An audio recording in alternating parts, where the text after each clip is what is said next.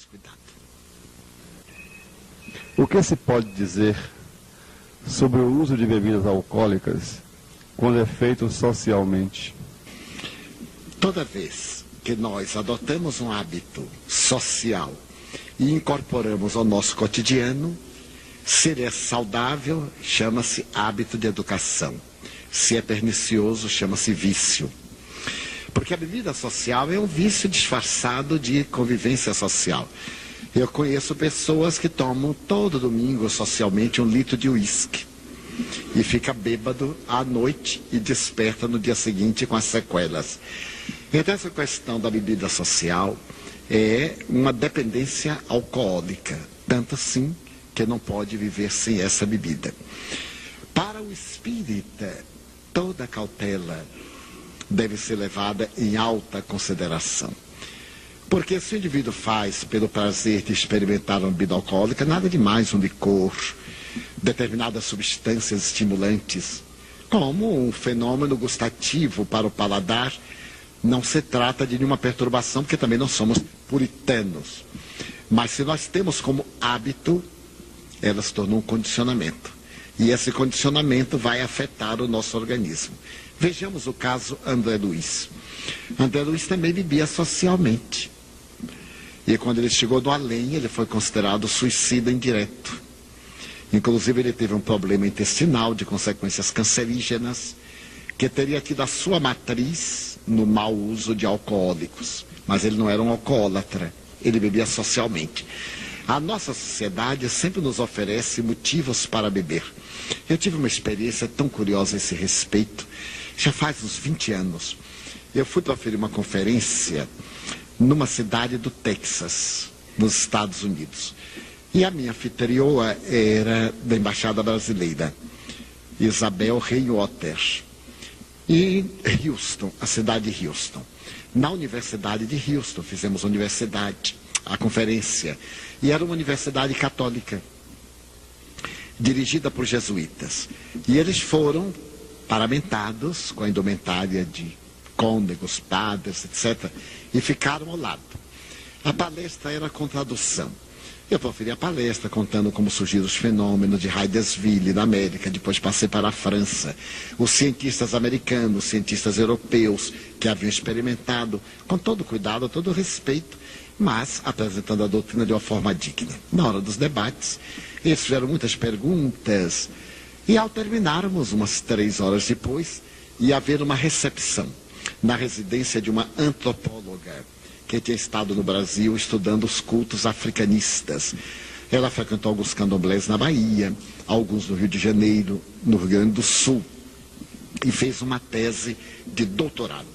Era uma mulher extraordinária que falava o português quase sem acento americano. Ela ofereceu essa recepção e nós fomos. Quando chegamos à casa, uma casa muito bonita, uma verdadeira mansão, e tinha um barman servindo as pessoas. E eu fui com a Isabel e o Nilson. Quando nós chegamos, ela nos esperava à porta, nos recepcionou muito bem. E quando nós fomos entrando, o barman perguntou se aceitávamos o coquetel. Ela disse, não, eles são espíritas, eles não bebem. Então o barman disse assim, e os padres? Eu disse, não, eles são viciados mesmos. Ela não era espírita nada, materialista, doutora em antropologia, mas não passou despercebido esse comportamento, porque ela tinha estado várias vezes na Mansão do Caminho, ela tinha ido me ouvir em outras cidades nos Estados Unidos, onde tinha bebidas alcoólicas, e eu não tomava, não era por puritanismo. Quando a pessoa oferecia, eu digo, não, eu não posso. Mas os pedidos proíbem? Não proíbe, mas me faz mal o fígado. Então eu não vou tomar uma coisa que me faz mal e tal. Mas ela observou e fez uma análise do comportamento de um religioso para o outro religioso. Mas aqueles que não têm religião devem evitar, porque está mais do que provado que o álcool produz uma série de distúrbios orgânicos. Primeiro, problemas gastrointestinais. Depois, cirrose hepática. Depois, afeta também o problema respiratório, problemas brônquicos e pulmonares.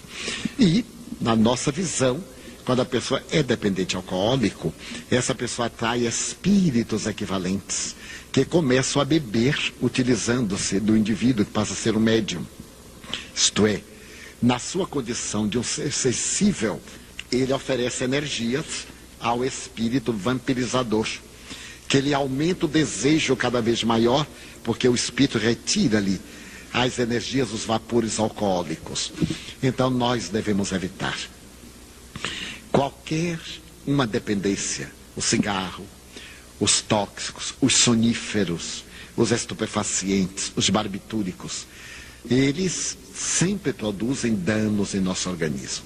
Na terapêutica das psicoses, das neuroses ou transtornos neuróticos e psicóticos profundos, é inevitável muitas vezes tomar barbitúrico e neuroléptico. Mas o bom médico, quando percebe a mudança do organismo, ele vai diminuindo a dose para tirar a alta carga química que condiciona o organismo e produz necessidade, entre aspas. Então, a pessoa deve evitar social e definitivamente o álcool. Há uma corrente hoje na medicina que recomenda aos portadores de problemas vasculares, que têm oclusões das artérias, que uma dose de álcool é vasodilatador. Então, no caso do vinho do Porto, o uísque seriam vasos dilatadores. E numa das nossas obras, Manuel Filomeno de Miranda faz uma ligeira observação, muito rápida, que em determinados momentos há como estimulante. Mas hoje, a ciência já dispõe de substâncias químicas que fazem a vasodilatação sem necessidade da ingestão de substância alcoólica. Porque ela faz a vasodilatação para a circulação do sangue. Quando passa o efeito, ela produz consequências colaterais, inclusive no sexo masculino. As pessoas que ingerem álcool e que se tornam dependentes, na razão direta que aumenta o consumo, perde a potência. E bebe mais para ter estímulo e perde mais, até entrar no transtorno do alcoolismo. O que dizer de médiuns que trabalham em reuniões mediúnicas, dão passes e usam álcool e fumam? Nas experiências africanistas, que lidam com energias mais densas, muitas vezes os espíritos utilizam-se do álcool e de outras substâncias estupefacientes, porque pelo fato de estarem muito materializados, alguns desses espíritos, eles preservam os hábitos da terra, fumam charuto e ou ingerem outras substâncias, por uma necessidade de compatibilidade com seu estágio evolutivo. Da mediunidade dignificada, no exercício da mediunidade com Jesus, o único estimulante é a oração, para facilitar o transe, sem o santo daime, sem o alucinógeno, sem o estupefaciente. O médium que é realmente dotado da faculdade ostensiva, aquela que faculta o intercâmbio sadio, pelo transe, pela introspecção, ele sintoniza. Não necessita de nenhum estimulante. Quando ele começa a concentrar-se, a mente estimula os neurônios cerebrais que produzem substâncias para criarem a vinculação do perispírito do encarnado com o perispírito do desencarnado. Então o médium tem altas descargas de adrenalina, cai a pressão arterial, a temperatura, às vezes tem uma sudorese fria, provocado pelas enzimas cerebrais da concentração. Se ele sincroniza com uma entidade infeliz e recebe alta carga, então esse estimulante produz uma outra enzima. Ele fica com transpiração viscosa, abundante, corado, porque o sangue sobe para a face, que é estimulado por essas substâncias cerebrais. Então, quando o indivíduo tem hábitos perturbadores e frequenta a reunião mediúnica, perdoe-me a franqueza, ele está perturbando os trabalhos. Porque ele leva um acompanhante perturbador. Porque é um vício de que ele não se pôde libertar. Então há uma vinculação parasitária. É como uma planta que, para nós tirarmos o parasita, cortamos o galho. Aonde levar o galho, leva o parasita, porque ele de tal forma se introduziu na seiva da árvore que para extirpar tem que amputar. Então, se o indivíduo tem o hábito do álcool e frequenta a mediúnica, ele está perturbando os trabalhos, porque os vapores alcoólicos tornam o ambiente mais denso, mas não apenas o álcool, a droga, o sexo desvairado. O indivíduo que se desgasta no sexo e vai para o trabalho mediúnico também leva a essas exsudações perturbadoras, que vão contribuir para tornar o ambiente muito denso, portanto, muito negativo. Seria de bom alvitre que a pessoa nessa fase assistisse apenas à primeira parte dos trabalhos, às leituras, tomasse passes e ficasse no outro ambiente. Não é necessário ir embora.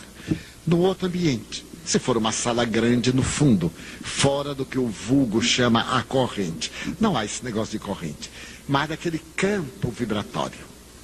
Ficasse um pouco distante para não perturbar a atividade. Mas não apenas esse, há aqueles também que são os obsidiados de sono, que vão às reuniões mediúnicas e dormem durante todo o trabalho, gerando profundas dificuldades dos guias espirituais. Porque a reunião mediúnica é todo um trabalho psíquico, de atividade psíquica. O campo mental tem que estar em febricidade. Os colaboradores devem estar orando, devem estar acompanhando as comunicações, devem estar vibrando pelos doutrinadores, os médios devem estar receptivos, vigilantes, observando se tem outros comunicando, para não haver excessivas comunicações simultâneas. Então, se há dois indivíduos comunicando e o médium está em semitranse, ele tem que controlar. Pode ocorrer uma terceira comunicação, mas gera confusão. 3 doutrinações simultâneas, ele termina não acompanhando nenhuma. E os próprios doutrinadores perturbam-se. Nós estamos falando aqui, mais 2 falando acolá, e tem uns que falam muito alto, tem uns que fazem verdadeiros discursos. Daí é um campo que exige muito vida interior. Razão pela qual, ou razões pelas quais nós sempre adotamos o critério kardeciano, reuniões mediúnicas privativas. Embora haja quem faça reuniões públicas abertas para a mediunidade, nós não censuramos, não condenamos. Simplesmente não são sessões kardecianas. Seria o mesmo que fazer cirurgias em um campo de contaminação. Fazer aqui um tratamento cirúrgico com a porta aberta, todo mundo entrando e o paciente sujeito à contaminação.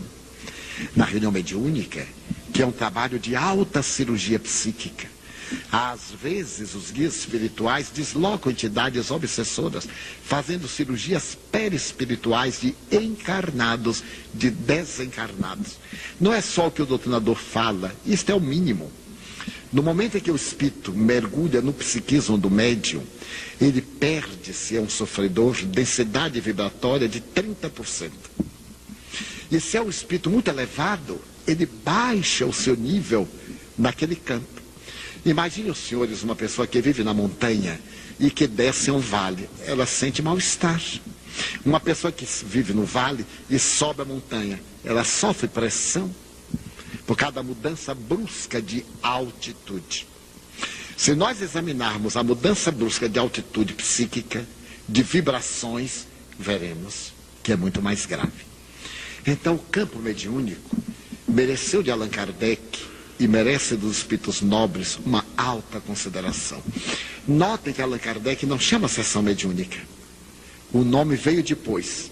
Ele chama sessões experimentais ou práticas de espiritismo.